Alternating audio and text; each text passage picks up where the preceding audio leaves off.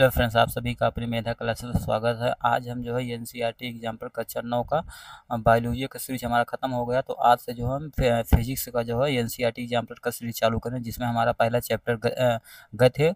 गति में जितने भी एनसीईआरटी एग्जाम्पल क्वेश्चन जो मतलब 20 या 15 से 20 क्वेश्चन दिए हैं उनको हम करेंगे।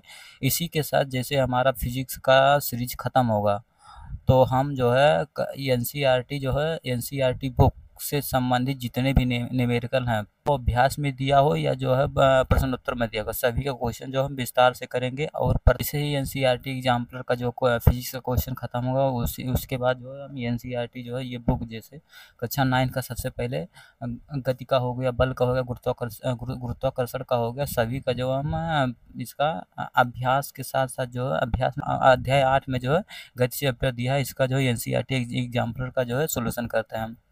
तो सबसे पहले हमारा क्वेश्चन क्या है, बहुल पे क्वेश्चन दिया गया है कि देखो कोई कण जो है त्रिज्या r के वृत्ताक्ष पे गमन कर रहा है तो अर्धवृत्त पूरा करने के पश्चात इसका क्या विस्थापन होगा। मतलब कोई कण त्रिज्या r की वृत्ताकार मतलब गोले में पथ कर गमन कर रहा है तो उसका अर्धवृत्त पूरा करने के पश्चात इसका विस्थापन क्या है। जैसे अब देखो यहाँ पर एक वृत्त है, यहाँ पर एक वृत्त है, इसमें जो है देखो यहाँ पर ये क्या होता है, केंद्र होता है, इस केंद्र के इधर त्रिज्या होती है, इधर त्रिज्या होती है। तो यही बोल रहा है कि r त्रिज्या के पथ से गमन कर रहा है तो अर्धवृत्त पूरा करने के पश्चात इसका विस्थापन क्या होगा। तो देखो यहाँ पर ए बी बराबर क्या दिया, ए बी बराबर दिया ओ ए प्लस ओ बी दिया है। उसके बाद देखो यहाँ ओ ए बराबर आर मतलब त्रिज्या है, तो ओ देखो यहाँ पर दिया गया है कि ओ बी बराबर आर दिया गया है। तो यहाँ पर ए बी बराबर क्या होगा, ए बी बराबर क्या हो जाएगा, आर प्लस आर 2r हो जाएगा। तो यहाँ पर हमारा विकल्प जो है विकल्प नंबर सी सही होगा, 2r होगा।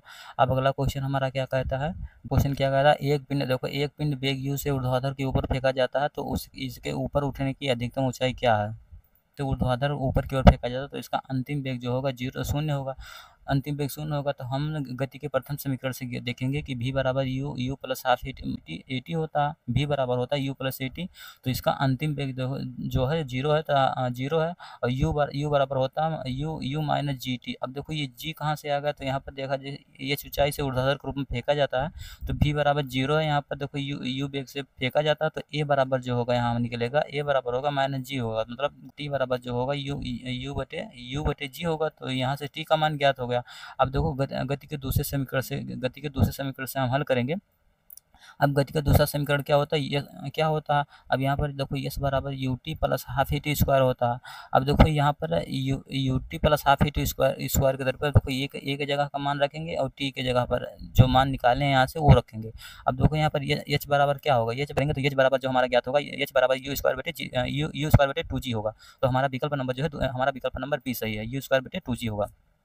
अब अगला क्वेश्चन हमारा क्या कहता है कि किसी गतिमान पिंड के लिए विस्थापन तथा दूरी का आंकिक अनुपात क्या होगा। मतलब किसी गतिमान पिंड के लिए विस्थापन तथा दूरी का आंकिक जो है अनुपात क्या होगा। तो इसमें देखो दिया गया कि विकल्प नंबर 1 दिया है कि सदियों 1 से कम होगा या सदियों 1 के बराबर होगा या सदियों 1 से अधिक होगा या 1 के बराबर अथवा कम होगा।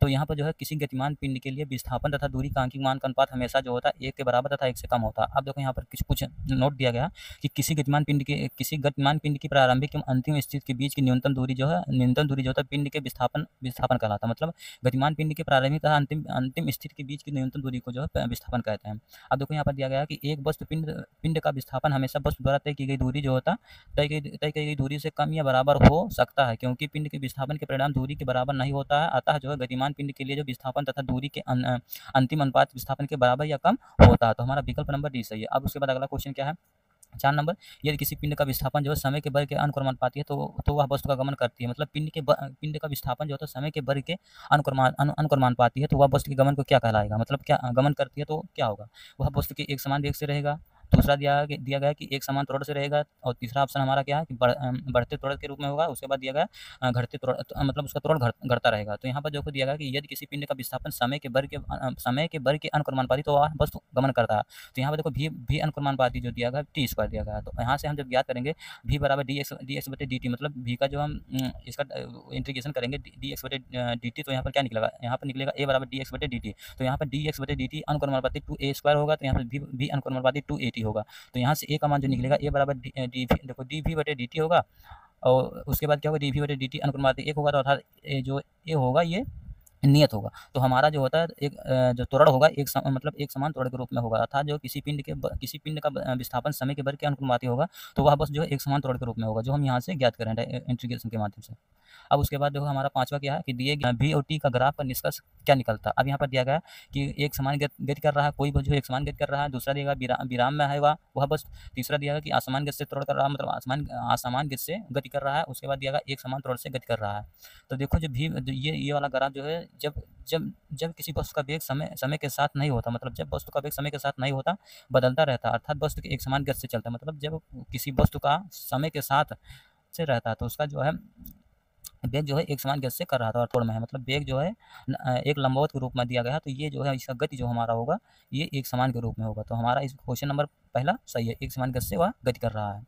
अब उसके बाद अगला यहाँ पर दिया गया कि मान लीजिए कोई लड़का जो 10 मीटर पर सेकंड की नियत चाल से चल रहा है, मतलब मान लीजिए कोई लड़का 10 मीटर पर सेकंड की चाल से चल रहा है, मेरी गो राउंड मतलब झूले पर सवारी करके वह आनंद ले रहा है। तो इससे ज्ञात होता है कि वह लड़का, दिया गया पहला विकल्प दिया है कि विराम में है वह लड़का, कि बिना त्वरण के गमन कर रहा है, या त्वरण से गति कर रहा है, या एक समान गति से त्वरण कर रहा है। तो यहाँ पर जैसे देखो एक यहाँ पर दिया गया मैरी गो राउंड मतलब झूले पर घूम रहा है, ये एक वृत्त है, और ये यहाँ पर जैसे मान लिया यहाँ पर ये बैठा है यहाँ पर, अब ये वृत्ताकार जो है ये एंटी क्लॉक में घूम रहा है, तो वही बता रहा है कि मेरी के राउंड में घूम रहा है, तो लड़का क्या है, विराम में है कि त्वरण में गति कर रहा है, या त्वरण में है, या एक समान गति में गमन कर रहा है। तो वो जो है त्वरित नंबर सी सही है कि वह लड़का जो है त्वरित गति में है। अब अगला क्वेश्चन हमारा क्या है, देखो v माइनस टी ग्राफ द्वारा घेरा गया क्षेत्रफल किसी घेरा गया जो है v और टी ग्राफ द्वारा घेरा गया क्षेत्रफल किसी भौतिक राशि को निरूपित करता है, मतलब v और टी ग्राफ द्वारा घेरा गया क्षेत्रफल किसी भौतिक राशि को निरूपित करता है जिसका मात्रक होता है।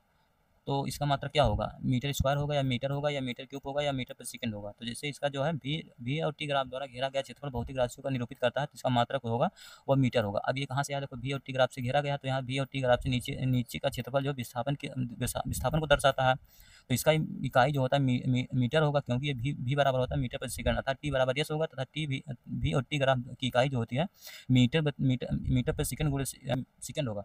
तो सेकंड से सेकंड कट जाएगा, तो यहाँ पर बचेगा क्या, मीटर बचेगा। तो यहाँ पर जो होगा कि भी और टी ग्राफ द्वारा घेरा गया क्षेत्रफल किसी भौतिक राशि का निरूपित करता है जिसका क्षेत्रफल जो होता मात्रक जो होता है वो मीटर होता है। अब अगला क्वेश्चन क्या है कि एक कार ABC तथा D किसी समतल सड़क पर गति कर रहा है, मतलब एक कार जो होता है ABCD किसी समतल सड़क पर गति कर रहा है, इसके दूरी ग्राफ जो होता है दूरी ग्राफ चित्र में दर्शाए गए सही कथन चुनिए। अब देखो यहाँ पर ये दूरी दिया गया, यहाँ पर समय दूरी और समय का ग्राफ दिया गया। अब देखो यहाँ पर B का ग्राफ है, यहाँ पर A का ग्राफ है, यहाँ पर D का ग्राफ है, यहाँ पर C का ग्राफ है। तो यहाँ पर ऑप्शन दिया गया कि कार A की चाल जो होती है कार D से अधिक, मतलब A की चाल कार D से अधिक है। उसके बाद दिया है कार बी सबसे धीमी है। उसके बाद दिया गया है कार डी की चाल जो सी से अधिक है, और कार सी की चाल सबसे धीमी है।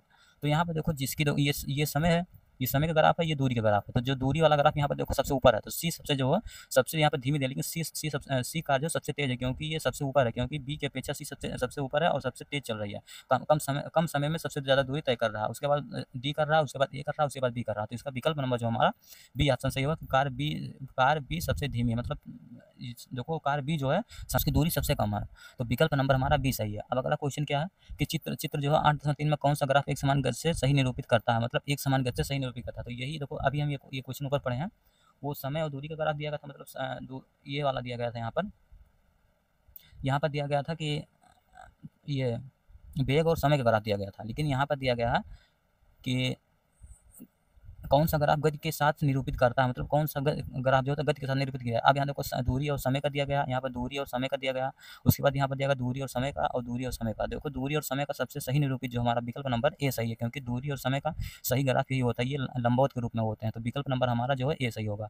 अब उसके बाद हमारा अगला क्वेश्चन क्या है कि वेग समय ग्राफ का प्रवणता से क्या प्राप्त होता है, मतलब वेग समय ग्राफ की प्रवणता से क्या प्राप्त होता है। यहाँ पर दिया गया दूरी प्राप्त होता है, कि विस्थापन प्राप्त होता है, कि त्वरण प्राप्त होता है, कि चाल प्राप्त होता है। तो वेग समय ग्राफ की प्रवणता से हमें जो है त्वरण प्राप्त होता है, तो विकल्प नंबर हमारा सी है। अब देखो यहाँ पर दिया गया वेग समय ग्राफ की प्रवणता जो होता है त्वरण देता है, क्योंकि वह वक्र की प्रवणता जो होती है v/t होती है, जहाँ v/t एक त्वरण के रूप में होता है। तो विकल्प नंबर हमारा 10A का जो है डी सही है। अब अगला क्वेश्चन क्या है, नीचे दिए गए देखो प्रकरणों में से किसमें चली गई दूरी तथा विस्थापन का परिमाण समान होते हैं, मतलब इसमें दिया गया नीचे दिए गए प्रकरणों में किसमें चली गई दूरी तथा विस्थापन के परिमाण जो होते हैं समान होते हैं। अब यहाँ पर दिया गया यदि कार धीमी सड़क देखो सीधी सड़क पर गमन कर रही हो, दूसरा दिया गया यदि कार जो वृत्ताकार पथ पर गमन कर रहा हो, यदि लोलक इधर उधर गति कर रहा हो, या पृथ्वी सूर्य की परिक्रमा कर रही है। तो यहाँ पर दिया गया नीचे प्रक्रमों में से कौन चली गई दूरी तथा विस्थापन के परिणाम समान है। तो यहाँ पर जब कार जो सीधी सड़क पर गमन कर रही होगी, तो उसका जो है दूरी तथा विस्थापन का परिणाम समान होगा कि ये रेखीय गति का जो ग्राफिक निरूपण है, मतलब रेखीय गति का जो ग्राफ है। तो विकल्प नंबर हमारा मतलब प्रश्न 11 का जो विकल्प ए सही होगा। अब देखो एनसीईआरटी एग्जाम्पल कक्षा 9 के गति वाले चैप्टर में कुल 11 क्वेश्चन बहुगुणीय दिए गए हैं, जो महत्वपूर्ण हमारे एग्जाम के लिए जो महत्वपूर्ण है। इसी से संबंधित जो है हम अगले वीडियो में अगले एनसीईआरटी एग्जाम्पल का जो क्वेश्चन लाएंगे, जिसमें रहेंगे और अपने एग्जाम को बेहतर बनाएंगे। और आपको बता देना चाहता हूं कि जैसे हमारा एनसीईआरटी एग्जाम्पल साइंस का जैसे ही सीरीज खत्म हुआ, 9th और 10th दोनों का जैसे ही खत्म हुआ, तो उसके बाद जो एनसीईआरटी बुक का जो है हम केवल न्यूमेरिकल के साथ साथ जो उसमें अभ्यास के रूप में दिया गया उसको भी, तथा जो बीच बीच में सॉल्व किया रहा था उसको भी हम करेंगे। इसी के साथ मिलेंगे नेक्स्ट वीडियो में। जय हिंद, जय भारत दोस्तों।